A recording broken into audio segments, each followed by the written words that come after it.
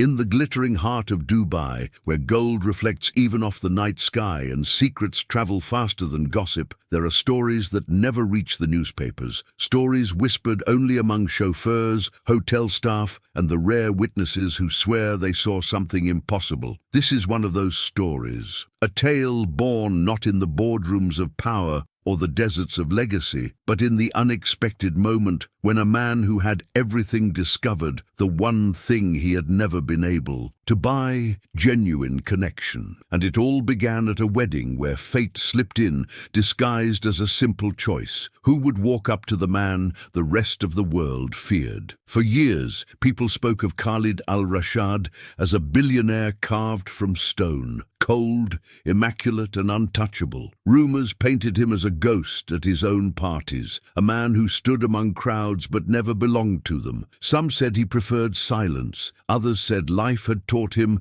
that trusting the wrong people could destroy empires. But none of them knew the truth made of flesh, exhaustion, and loneliness, until the night his solitude became impossible to ignore. Witnesses would later swear that destiny didn't just tap his shoulder, it crashed into him wearing an apron and carrying a tray of empty champagne flutes. And yet, what unfolded wasn't a fairy tale or an act of rebellion. It was a collision between two worlds that should never have touched, one built on unimaginable wealth and one built on quiet survival. It was the kind of encounter that rewrites a person from the inside out, the kind that changes the temperature of a room, the rhythm of a heart, the future of a life. People at that wedding watched the sparks, but never understood the fire. But you will. Because this story, told as it truly happened, reveals how a single moment can dismantle a lifetime of walls, and how even the richest man in the room can be the loneliest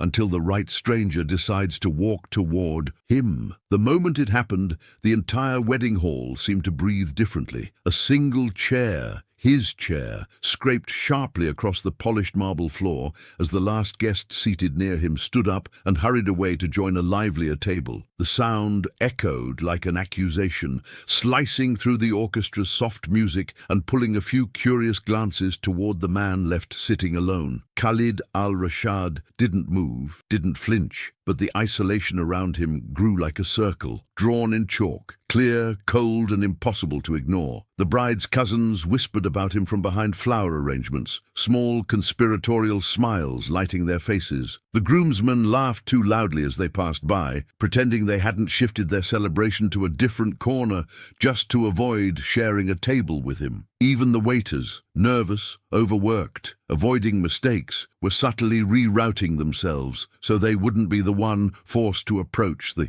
billionaire whose expression could freeze a river. And in that swelling silence, the truth became unmistakable. He wasn't just alone. He was ostracized, exiled at a wedding he helped pay for. Then, in the middle of that widening void, something unexpected happened, something that would later be recounted in hushed amazement by every staff member in the room. A single waitress, balancing a tray of empty flutes, stopped. She looked directly at Khalid, not with fear, not with calculation, but with a curiosity soft enough to feel like rebellion. While the rest of the hall moved away from him as if he carried a curse, she took a breath, straightened her shoulders, and began walking toward the man no one dared approach. And that simple step, quiet, defiant, almost invisible, would alter the course of both their lives forever. Khalid Al-Rami had been born into a dynasty where silence was inherited like property. From childhood, he learned that emotions were liabilities, that affection could be weaponized, and that trust was a currency more dangerous than oil. His father built empires while dismantling every bond around him, and Khalid grew up surrounded by marble floors, private tutors, and security teams, but never warmth. By adulthood, he had mastered every room he entered, but none of them ever truly held him. To the world, he was the man who could buy anything. To himself, he was the man who could never keep anything he cared about. Now nearing his mid-30s, he carried the weight of a corporation worth billions, but the cost was written in the quiet lines around his eyes. Nights blurred into board meetings, days vanished in negotiations, and every victory tasted faintly of exhaustion. His phone buzzed with demands, not invitations. Assistants scheduled his sleep as if rest were a luxury item, and despite the power he wielded, he moved like someone expecting betrayal at every turn. Not because he was paranoid, but because he had lived through it. Partners had turned on him, friends had sold him out, lovers had rehearsed affection just to sign contracts with his family name. Still, beneath the layers of composure, something stubborn and fragile remained, a quiet hunger for something real. Khalid admired small acts of honesty, the kind most people overlooked. He remembered strangers who held doors open without recognition, baristas who drew hearts on coffee cups without knowing who he was, workers who laughed freely, without expecting a reward. These slivers of humanity were his escape, his hidden comfort, the life he wished he could live without the weight of legacy pressing against his spine. And that night, as he sat alone at the wedding, he didn't realize that the world he longed for was finally walking straight toward him. Rafik Darzi entered the wedding hall the way a storm enters a quiet sea, loud, bright, and impossible to ignore. His laughter rose above the music, his cologne followed him like a signature, and every handshake he offered seemed to pull people instantly into his orbit. He was the type of man who was never alone, never unnoticed, never denied, a self-made magnate who climbed from the desert outskirts into global fame. He wore success like armor and charm, like a sword. And for reasons buried deep in childhood rivalry, he had always taken silent pleasure in outshining Khalid whenever their paths crossed. Where Khalid was a statue of restraint, Rafik was a spectacle of excess. He swept through the tables, greeting guests with theatrical warmth, kissing cheeks, making lavish promises, playing the generous king in a palace of borrowed adoration. People adored him because he made them feel important. People feared Khalid because he made them feel exposed. And Rafik nurtured that contrast with meticulous intention. Even tonight, at their mutual friend's wedding, he moved like a man performing in a spotlight, knowing his presence drew attention, especially attention away from the one person who refused to play his games. But beneath the smiles and golden confidence, Rafik carried a sharpness polished by years of competition. He noticed instantly that Khalid was alone, not by accident, but by atmosphere, and it pleased him. He leaned against the bar, swirling his drink with a smirk, studying the isolation surrounding his old rival, like it was an artwork he himself had commissioned. In their world, reputation was in currency, and to see a billionaire seated without company at a public event was the sweetest form of silent humiliation. Rafik didn't need to speak to wound. He only needed to be seen winning, especially when Khalid wasn't playing. The humiliation arrived, disguised as celebration. As the bride and groom moved to the center of the dance floor for their first dance, the MC called for all honored guests to gather around them. People rose from their tables, forming an elegant circle. Everyone except Khalid, who remained seated because no one had invited him to join their group. The space around him widened again, like a slow tide pulling back, leaving him exposed at the farthest edge of the room. Cameras swept across the crowd, capturing smiling faces,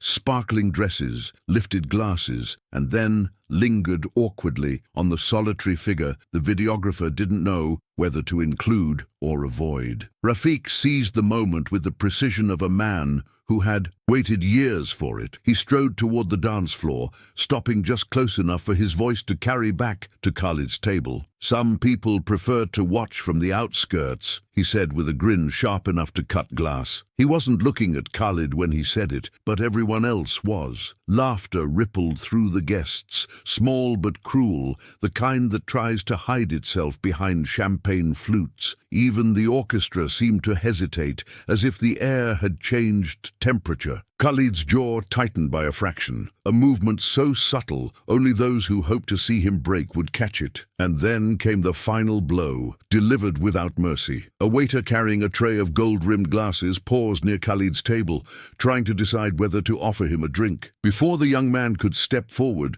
Rafiq called out across the room, "Leave that one, he's fine alone." The guests laughed again, louder this time, the humiliation landing squarely in front of the man who had built skyscrapers but couldn't escape a moment engineered to make him small. For a heartbeat, he sat perfectly still, a monument of composure in the middle of a storm. But beneath that stillness, something old and bitter twisted inside him, something that would soon collide with fate in a way no one expected. The exact moment his hidden power surfaced was almost invisible to the room. Almost. As the laughter faded and guests drifted back into their conversations, one of the violinists near the stage struggled with a broken string, causing the entire ensemble to falter. The conductor raised his hands, flustered, trying to guide them back into rhythm, but the melody collapsed into a chaotic tangle of mismatched notes. The bride glanced nervously at the groom. Staff scrambled, the hall shifted into a quiet panic, and that was when Khalid finally rose from his chair, moving not with anger, but with a stillness so decisive it silenced the people nearest to him. Without a word,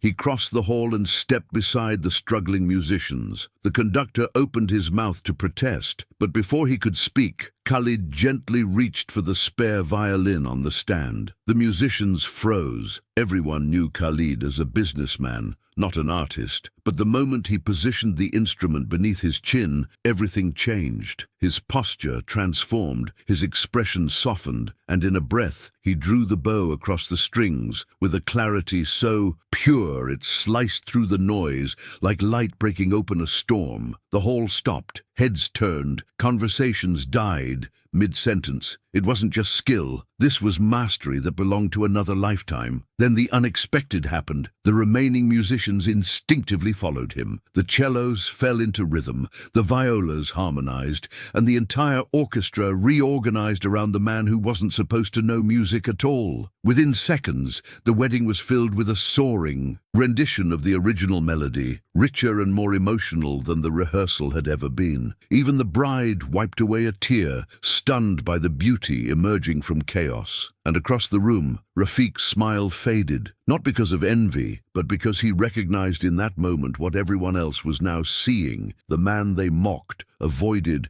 and underestimated had just revealed a talent so breathtaking it rewrote the room's opinion of him in a single note. But brilliance, especially when revealed at the wrong moment, can threaten the wrong people. And as the last note of Khalid's impromptu performance dissolved into stunned applause, the orchestra's conductor stepped forward with a smile too polished to be sincere. "Thank you, Mr. Al-Rashad," he said loudly enough for the entire hall to hear, "but this wedding is not the place for interference." The word landed like a slap. Murmurs rippled through the guests. A few clapped awkwardly, not sure whether to celebrate or retreat. Khalid simply handed the violin back, his expression unreadable, but the humiliation was sharp, deliberate, and timed perfectly. The groom's uncle, who had hired the orchestra and prided himself on every detail of the event, stormed toward Khalid with the stiff posture of a man who needed someone to blame. "You disrupted the entire performance," he hissed quietly, though everyone near them could hear. "This was a wedding, not a display of ego. Please return to your seat and refrain from causing further issues." People stared,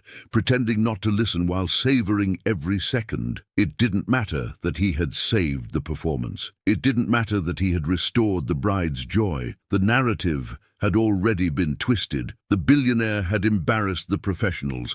Then came the final blow, the one designed to shatter his dignity completely. Moments later, a member of the event staff approached him with an apologetic expression. "Sir, the family has asked that you relocate to a quieter table outside the main hall. They said it will avoid further interruptions." In other words, he was being removed politely exiled, hidden from sight like a problem that needed to be contained. And though Khalid's face remained composed, a crack formed beneath that stoic surface. For the first time that evening, he felt the weight of something he hadn't felt in years. Not anger, not shock, but the old ache of being unwanted, despite having done everything right. Khalid had barely taken his first step toward the secondary hall when his phone vibrated, once, sharply, with the distinct tone reserved for only 3 people in his life. He considered ignoring it. Tonight had already carved enough wounds into his pride, but something, a whisper of instinct, made him check the screen. The name glowing back at him froze him in place. Rafik Darzi, the rival who had smirked at his humiliation, the man who hadn't spoken more than a handful of polite insults to him in the last 5 years. Now calling him in the middle of the wedding,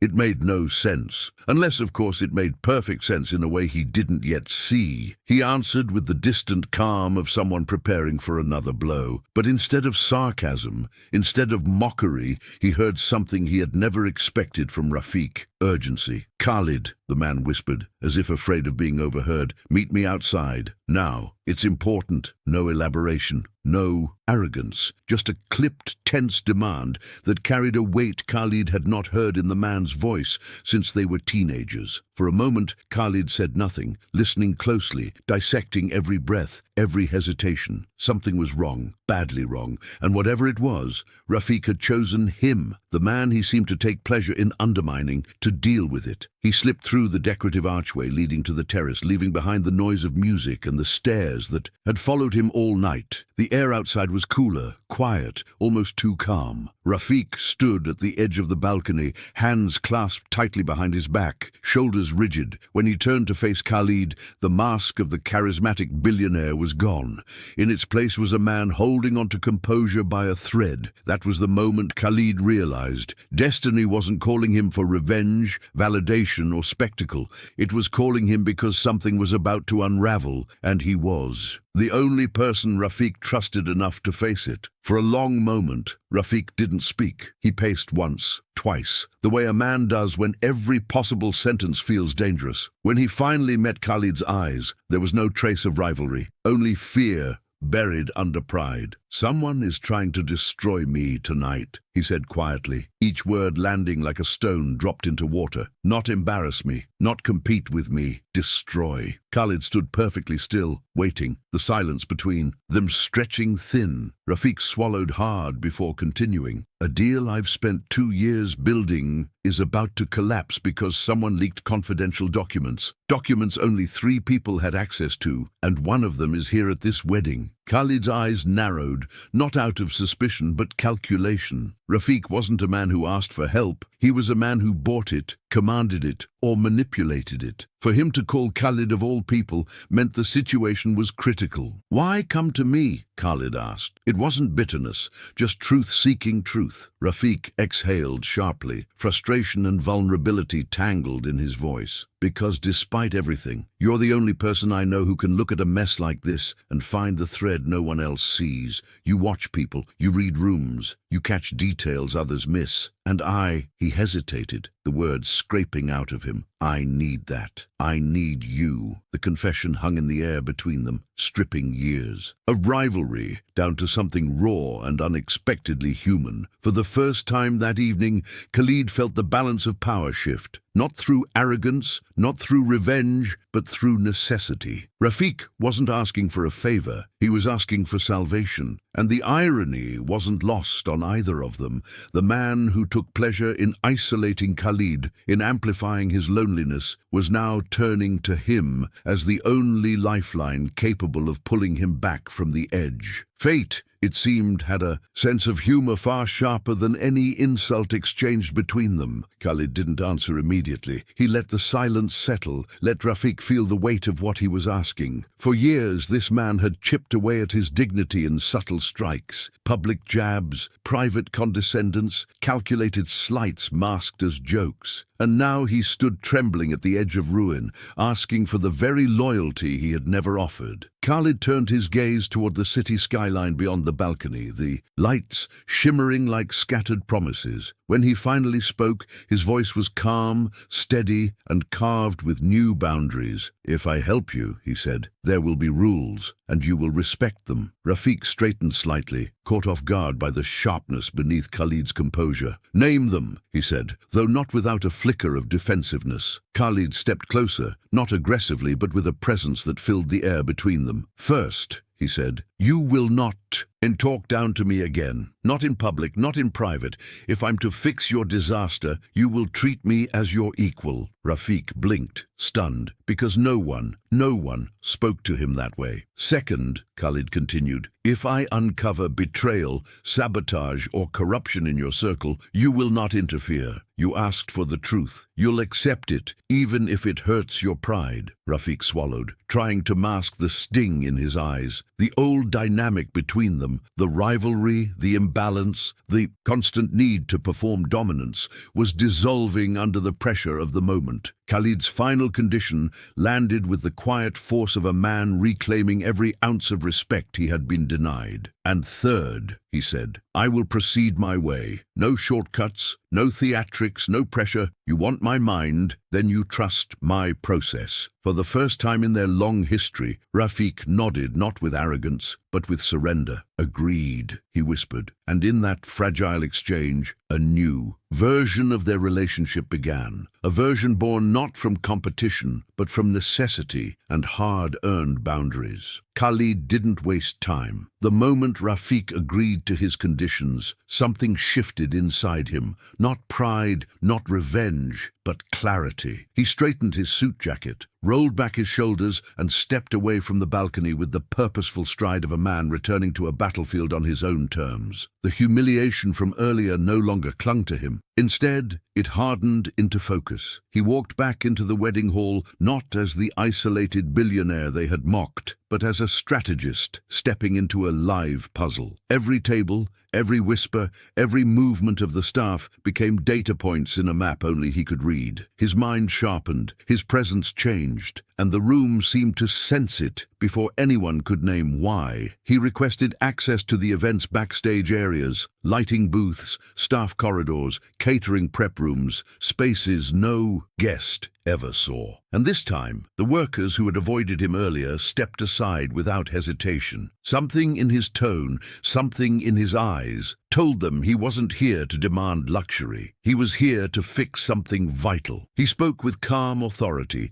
asking precise questions, inspecting schedules, studying the security layout, reading expressions like they were lines in a book he knew by heart. His posture grew more controlled, his movements more efficient. The waitstaff, who had watched him suffer earlier, now watched him reclaim the space with a quiet power that made them straighten subconsciously as he passed. By the time he reached the service elevator, he was no longer the man who had been pushed aside, mocked, and relocated. He had stepped into a different version of himself, one he hadn't embraced in years, the version who built companies from chaos, who turned negotiations around with a single observation, who saw deceit before it spoke aloud. And as he rode the elevator down to the lower level where deliveries were checked and staff rotated shifts, he felt something unexpected stirring beneath the layers of discipline. Anticipation, not for revenge, but for the moment everything would finally make sense. Tonight he would uncover the truth, and when he did, no one, not even Rafiq, would ever underestimate him again. The grand arena wasn't a courtroom, a boardroom, or a negotiation table. It was the heart of the wedding itself, transformed by urgency into a stage of truth. As Khalid ascended the staircase from the service corridors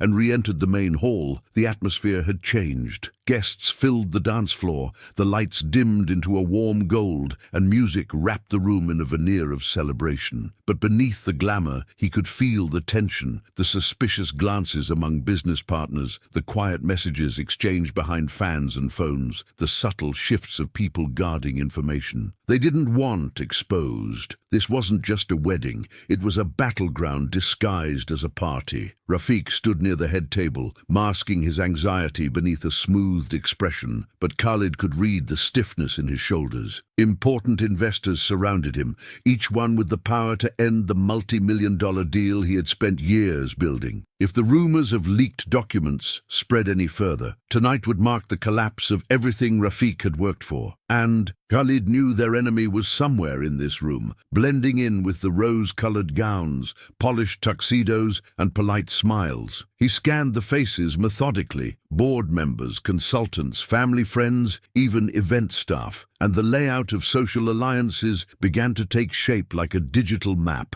overlaying the scene. Then Rafiq subtly nodded toward a reserved VIP section where the final negotiation with investors would soon take place. That was the arena, the moment where everything would either fall apart or be salvaged. In that enclosed circle of power, decisions worth millions would be made, reputations would rise or crumble, and the truth, if Khalid uncovered it in time, would determine the fate of everyone involved. As he stepped toward it, pushing through silk dresses and murmured conversations, the orchestra struck a dramatic chord that echoed across the hall, as if announcing the beginning of a duel. The time for preparation was over. The confrontation had begun. Khalid entered the VIP section with the deliberate calm of a surgeon approaching a difficult operation. The investors greeted him with polite nods, surprised to see him involved, but none questioned his presence. His reputation commanded silence, even from skeptics. As he observed the semicircle of powerful men and women, one detail struck him. Every person appeared steady, except one. At the far end of the table sat Yusuf Haldan, Rafiq's longtime financial advisor, a man praised for loyalty and discretion. But tonight Yusuf's hands fidgeted beneath the table, his eyes darting toward Rafiq every few seconds, as though calculating consequences. To anyone else, it looked like nerves. To Khalid, it looked like guilt, desperately wearing the mask of stress. He moved slowly behind the chairs, pretending to admire the floral arrangements, while actually studying every micro-expression, tightened jaws, pressed lips, sudden inhales. But no one reacted as sharply as Yusuf did each time the leaked documents were mentioned. When an investor casually referenced unexpected information circulating, Yusuf's shoulders flinched so slightly most people would miss it. Khalid didn't miss anything. He'd spent his life analyzing people who hid knives behind smiles, and this man looked like he was holding one beneath the table. But there was something else, something strange. Every time a waiter passed with a tray, Yusuf's nervousness spiked, as if he feared being overheard. That was when Khalid noticed her, the waitress, the same one who had approached him when everyone else avoided him. She moved through the VIP area gracefully, effortlessly, but with eyes sharper than anyone realized. And Yusuf tracked her every step, not with attraction, with fear, a very specific kind of fear, the kind a saboteur has when someone unexpected witnessed something they shouldn't have. Khalid's pulse tightened. The hidden enemy wasn't acting alone. Yusuf had done something he was terrified she knew about, and if Khalid wanted the truth, he needed to understand exactly what that waitress had seen. Khalid didn't confront Yusuf immediately. Instead, he followed the waitress's path with measured steps, weaving through the crowd until he found her near the service station where empty glasses were being collected. She jumped slightly when she saw him. No one expected a billionaire to approach a staff member, but her eyes carried the same quiet courage she'd shown earlier. "I need to ask you something," he said softly, leaning close enough that the surrounding music masked their conversation. "You saw something tonight, something someone hoped you wouldn't." Her breath hitched, but she didn't deny it. Instead, she nodded once, subtly, like someone finally relieved she wasn't imagining the danger she'd sensed. She led him to a side corridor near the kitchen entrance, where the noise of the wedding dimmed into a soft echo. Her voice trembled, but her words were clear. "When the violin string broke, I went backstage to grab the replacement set. I saw Mr. Yusuf there, but he wasn't helping the musicians.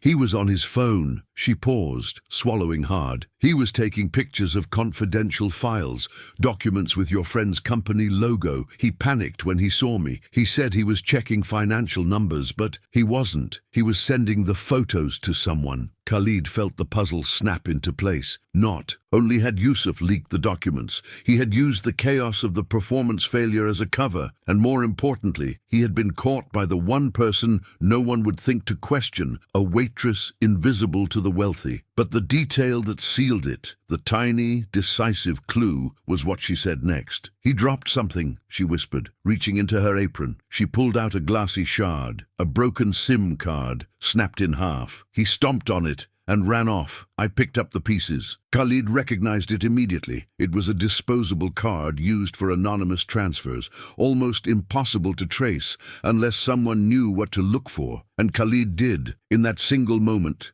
the truth became undeniable. Yusuf wasn't just sabotaging Rafiq. He had planned an escape, a payout, and a cover story. And now, thanks to her, Khalid held the one thread capable of unraveling every lie in front of the entire VIP room. Khalid returned to the VIP section with the calm confidence of a man who already knew the ending to a play no one else realized they were in. The fragment of the SIM card rested discreetly in his palm, hidden beneath the cuff of his sleeve. He took his place beside Rafiq, who looked at him with a question burning behind his eyes, but Khalid gave no hint, no signal, nothing that would alert the predator in the room. Instead, he addressed the investors gathered around the table with a smooth, steady voice. "Before the negotiations resume," he said, "I believe there's a matter of internal security that requires immediate clarification." Yusuf stiffened, eyes widening in alarm, but he forced a smile that faltered at the edges. Khalid gestured toward the orchestra string incident earlier. "A leak often needs chaos to move unseen," he said, pacing slowly behind the chairs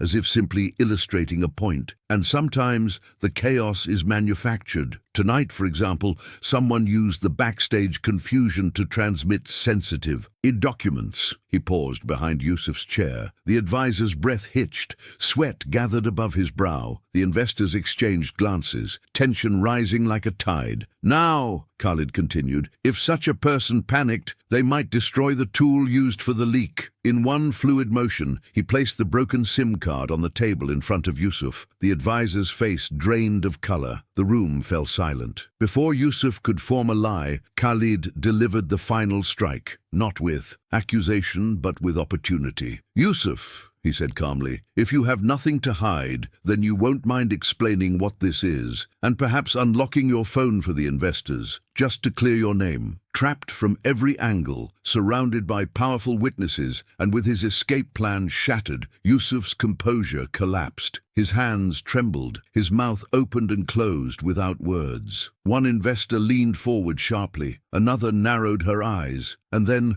realizing the walls had already caved in, Yusuf made the mistake Khalid had been waiting for. He stood up abruptly, grabbed his jacket, and tried to leave. That single act, flight, condemned him completely. The trap had sprung shut, flawlessly. The moment Yusuf bolted, the room erupted, not in chaos, but in authority. Two security personnel, stationed discreetly near the entrance, reacted instantly, intercepting him before he could take 3 steps. Investors rose from their seats, voices sharp and demanding, their earlier doubts collapsing under the weight of what they had just witnessed. Yusuf didn't fight. The last remnants of resistance drained out of him as he sagged between the guards, realizing the empire he had hoped to sabotage had now crushed him instead. Khalid didn't move, didn't speak. He only watched, calm and steady, as the truth he had unveiled reshaped the entire power dynamic in the room. Rafiq approached slowly,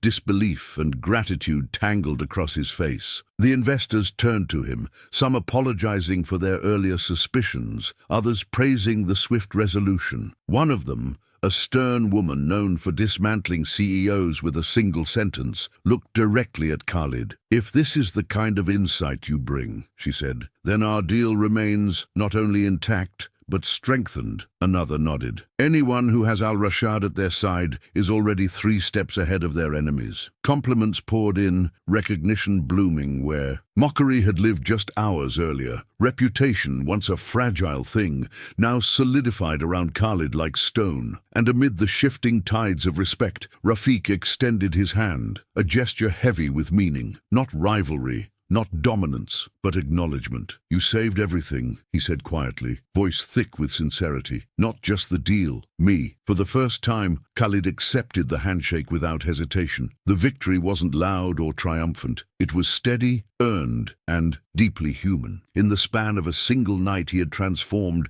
from an isolated figure to the pivotal force that altered the fate of an entire negotiation.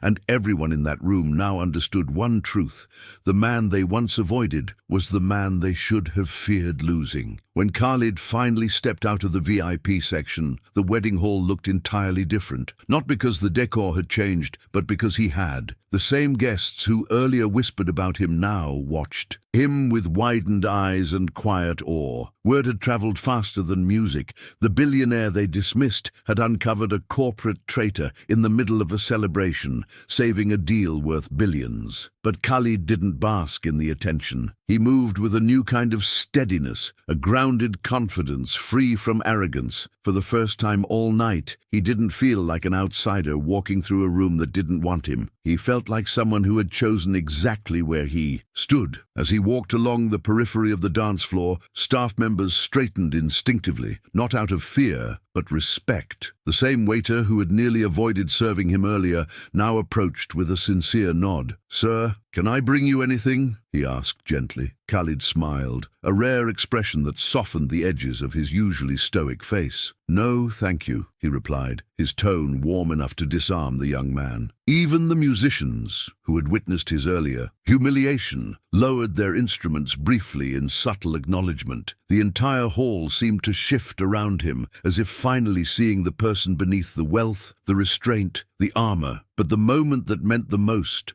awaited him near the back corridor. The waitress, the one who had dared approach him when no one else would, stood watching him with a mixture of relief and shy pride. She hadn't sought recognition, yet her small act of courage had set the entire night in motion. As Khalid approached, she straightened as though expecting a formal thank you. Instead, he said softly, "You changed more tonight than you know." She blinked, startled by the depth of sincerity in his voice. And as he walked past her, returning to the world that now viewed him differently, he knew something fundamental had shifted, not only in the room, but inside himself. For the first time in years, he felt seen. Later in the night, long after the drama had settled and laughter once again floated through the wedding hall, Rafiq found Khalid standing on the terrace where their confrontation and reconciliation had begun. The city lights shimmered below them, a glittering reminder of everything they had fought to build. For a moment, Rafiq didn't speak. He leaned on the railing, shoulders heavy in a way that had nothing to do with business. When he finally exhaled, his voice carried a truth stripped of pride. "Do you know why I've always pushed you away? Mocked you? Tried to overshadow you?" he asked quietly. Khalid remained still, waiting, not with judgment but with patience. Rafiq's eyes glistened, reflecting the city like tiny, fractured stars. "Because you were everything I feared I couldn't be," he admitted. "You had the discipline I lacked, the instincts, the clarity.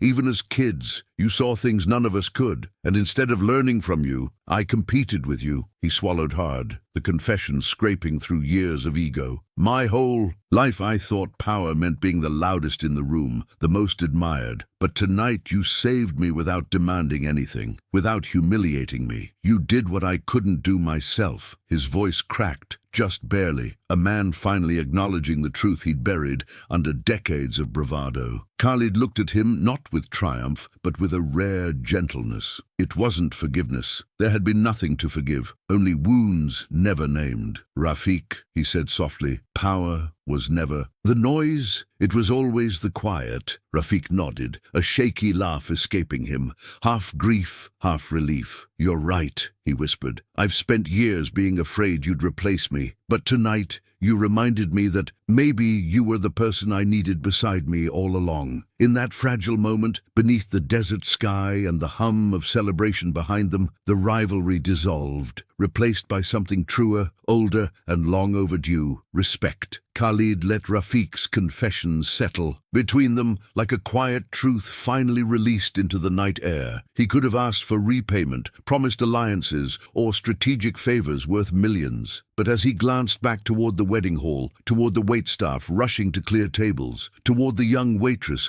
who had unknowingly rerouted the entire course of the night, his heart settled on something entirely different. "If you want to repay me," he said softly, "then don't do it for me. Do it for the people who never get invitations to rooms like this." Rafiq frowned slightly, not understanding. Khalid continued, voice steady. "Your company needs to extend scholarship funds, training programs, real economic growth for the workers who hold our world together, starting with the staff who saved you tonight." For the first time, Rafiq looked genuinely shaken, not by fear, but by the weight of what Khalid was asking. It wasn't a favor. It was a transformation, a shift in legacy, a chance to change lives he had never truly seen before. "You're asking me," he said slowly, "to give opportunity to people no one in our circles ever acknowledges." Khalid nodded. "Yes, because we were raised to believe power was a privilege, but tonight proved it must be a responsibility." The words landed with quiet force, echoing across the terrace like a pledge waiting to be signed. Rafiq stared at him, chest rising with a deep breath that signaled the acceptance of something bigger than profit. Finally, Rafiq extended his hand once more, this time not as an apology or gratitude or surrender, but as a vow. "Then it's done," he said, voice firm. "Every member of the staff tonight will receive a bonus, and moving forward, we'll build programs that lift people, not just impress them." Khalid clasped his hand, sealing the promise, and at the edge of the terrace, just out of sight, the waitress paused as she carried an empty tray toward the kitchen, unaware that her small act of bravery had just changed the fate of countless others. The condition was set, the vow made, and for the first time in their shared history, Khalid and Rafiq were not rivals, not competitors, but partners in something that mattered far more. As the wedding drew to a close and the final guests drifted toward their cars, Khalid lingered for a moment at the edge of the emptying hall. The night that had begun with humiliation, loneliness, and the echo of a chair scraping across marble had transformed into something entirely different. He watched as workers he once moved past, unnoticed, now laughed together, their burdens a little lighter because of promises made in quiet corners of the night. The waitress walked by carrying a stack of folded tablecloths, and when their eyes met, she offered him a small, knowing smile, one that carried gratitude, respect, and something softer he wasn't ready to name. For the first time in years, Khalid didn't feel like a man standing apart from the world. He felt like someone who had stepped back into it. Outside, the city hummed with its usual restless brilliance, but tonight it seemed gentler, like the lights themselves had softened in acknowledgement of everything that had changed. Rafiq stood near the valet entrance, speaking with his investors, confidence renewed, but tempered now with humility. He glanced at Khalid and lifted a hand in a silent gesture of respect, a gesture that, months earlier, would have been unthinkable. The rivalry that had shaped so much of their lives had dissolved into something far stronger, a bond forged through truth, failure, and the courage to confront what lay broken beneath the surface. The future was uncertain, but for the first time it felt like they were walking toward it, without the shadows of past wounds holding them back. As Khalid stepped into the cool desert night, a thought lingered in his mind, simple, honest, irresistible. Sometimes the smallest kindness rewrites the greatest stories. He looked back at the venue one last time, remembering how a single waitress had walked toward him when everyone else walked away. That moment had changed everything. A ruined performance saved, a sabotage exposed, a rivalry transformed, and an entire company redirected toward lifting lives instead of guarding power. And so he asked himself, and now perhaps you, one final question. How many lives could be changed if more people dared to step toward someone who seemed alone?